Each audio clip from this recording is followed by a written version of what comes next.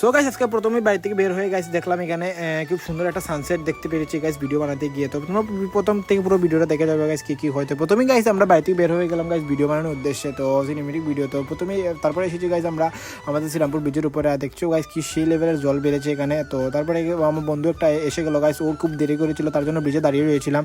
তো তারপরে এসেছি একটা লোকেশনে গাইস, খুব সুন্দর এখানে ফার্স্ট টাইম হয়েছে। আর এখানে বৃষ্টি দুবাই খুব জল বেড়েছে এখানে, তোমরা দেখতেই পেরেছো। তারপরে গাইস ওরা কি ফাইলেম করছে আস্তে আস্তে, নাই গাইস কি বলবো একদম সেই লেভেলে, তোমরা দেখতেই পাচ্ছ তারা দুইটা মিলে।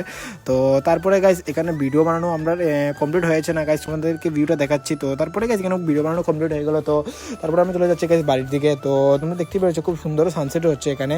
তো তারপরে গাইস এখানে খুব সুন্দর ভিউ গাইস, রাস্তার সাইডে কি বলবো একদম সেই লেভেলের ভিউ, তোমরা দেখতেই পেরেছো। আর তারা এখানে রাস্তার মধ্যে গাইস ফাইজলামি শুরু করে দিল, তোমরা দেখতেই পেরেছো। তো এই হচ্ছে গাইস ভিউটা, তো এনজয় করো গাইস ভিউ।